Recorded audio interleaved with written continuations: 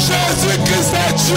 Il est la parole faite chair. Il est le Dieu que Moïse a invoqué. Le Dieu qu'Abraham a servi. C'est celui que je te prêche aujourd'hui.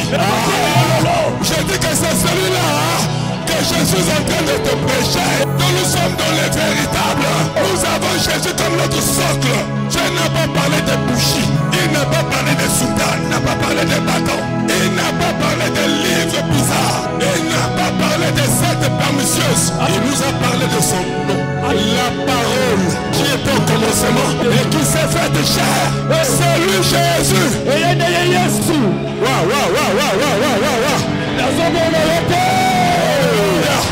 Un chrétien n'est pas n'importe qui. Nous servons un véritable Dieu. Il va te guérir. Je dis aujourd'hui là tu verras cela. Parce que c'est lui que je sers.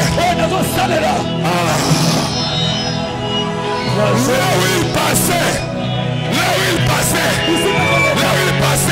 Même les morts ressuscitaient. Les aveugles voyaient. Les sourds entendaient. C'est l'homme de Galilée. C'est l'agneau immolé. C'est les 3 fois saints. Je ne parle pas d'un Dieu mort. Jésus a scandalisé même les philosophes. Il a choqué les géologues. Il a confondu les astrologues. Il a une puissance inédite. Il est le Amen. Amen. Il est le Père éternel. Amen. Il est la résurrection et la vie. Aujourd'hui, tu verras que ta boule va disparaître. La boule qui circule dans ton ventre, sur ton cou va disparaître. Parce que celui que nous servons n'est pas un mythe. Jésus n'est pas une histoire. Il ne s'est pas autoproclamé. Il est Dieu.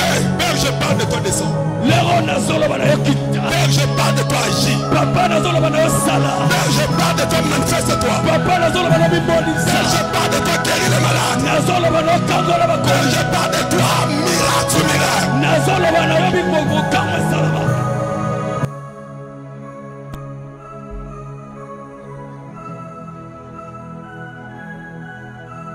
Nous voici arrivés à la fin de ce premier jour de cette deuxième grande séance portant sur la prière des cas difficiles où nous avons constaté la manifestation puissante de Dieu dans cette église qui n'est autre que l'église Dieu et Lumière, dirigée par un seul et unique visionnaire, le prophète Christ Ngonkawan Calvaire, qui nous a prêché bien évidemment sur un thème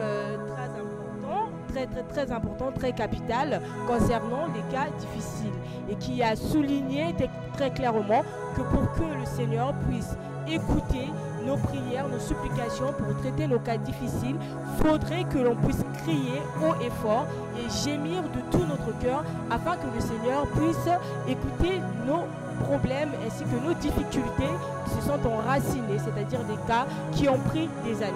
On l'a même constaté lors des témoignages que beaucoup ont eu à témoigner, tel fut le cas tout à l'heure d'un frère qui a témoigné concernant sa maladie d'hémorroïdes internes datant de plusieurs années, pratiquement voire 20 ans, et que lors d'une prédication, le Père a eu à déclarer, c'est-à-dire le prophète Christ, a eu à déclarer des paroles et que ce dernier a placé sa foi, la foi qui est un élément capital dans le déclenchement des miracles, et donc par la suite il a reçu sa guérison puisque lors de la déclaration il a eu à constater que certains boules sont sortis de son postérieur et par la suite a vécu le miracle en descendant, en allant vers les toilettes, a constaté qu'il y a eu l'écoulement de sang et il y a eu ces boules et par la suite son hémorroïde a pris fin.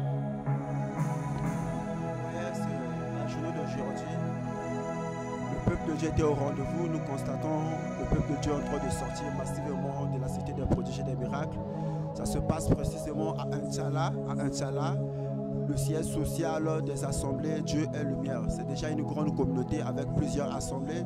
Nous avons une autre assemblée à Pointe-Noire et nous avons encore une autre assemblée ici à Brazzaville, à l'académie militaire Maringouabi. Mais ici nous sommes précisément